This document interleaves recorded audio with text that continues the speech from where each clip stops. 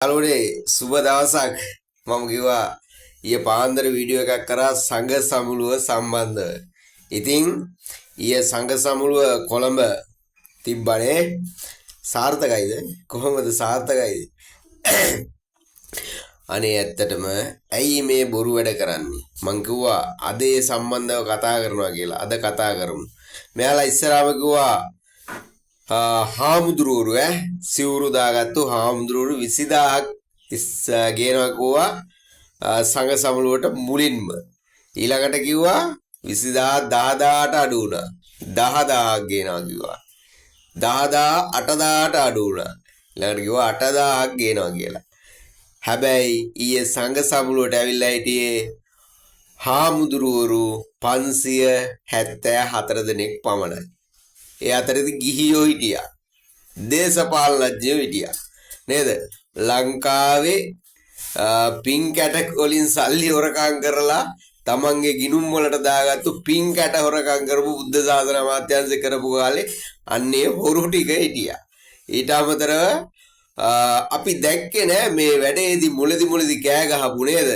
කෑ ගහපු ගලගොඩාත්තේ ඥානසාර හාමුදුරුවෝ දැක්කේ නෑ. ඊට පස්සේ මිහින්තලේ හාමුදුරුවෝ දැක්කේ නෑ.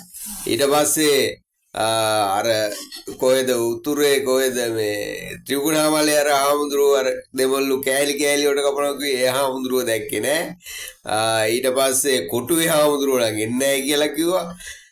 ඉතින් මේකත් සංඝ සමුළුව බෙදුණු සමුළුවක් බවට පත් වුණා. ඉතින් විපක්ෂයේ දේශපාලන බංකොලොත් භාවය එතනින්ම පේනවා. විපක්ෂයේ දේශපාලන බංකොලොත් භාවය.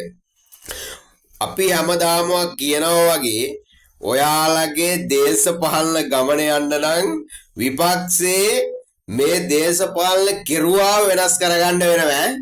දේශපාලන කෙරුවාව. එහෙම නැතුනොත් ලංකාවට හොඳ විපක්ෂයක් නැතුණොත් අමාරුයි. ඒ හින්දා හොඳ විපක්ෂයක් බිහි වෙයි. ඒ විපක්ෂෙට ඔය සුම්බුන් කල්ලිත් නෙමෙයි ඔය සුම්බුන් කල්ලි හරියන්නේ නැහැ විපක්ෂෙට. හොඳ විපක්ෂයක් එන්න ඕනේ. ඒ නිසා රටේ මහජනතාව පුරවැසියෝ විදියට මේ ආණ්ඩුව මේ කරගෙන යන වැඩේට ජනාධිපතිතුමාට ආණ්ඩුවේ മന്ത്രിවරුන්ට ඇමතිවරුන්ට ආණ්ඩු පක්ෂයේ සංවිධායකවරුන්ට ප්‍රාදේශ සභා മന്ത്രിවරුන්ට මහජනතාව විදියට සහ සෝෂල් මීඩියා හසුරුවන මිනිස්සු විදියට අපි ආණ්ඩුවත් එක්ක ඉන්නවා. මේ ආණ්ඩුව හොල්ලන්න වෙන්නේ නැහැ ඔයාලට. අවුරුදු 15කටවත් රම්බණ්ඩගේ කොල්ලා මේ රට හදලා පෙන්නනවා. රම්බණ්ඩගේ කොල්ලා අපේ පන්ති එක රම්බණ්ඩගේ කොල්ලට ජය වේවා.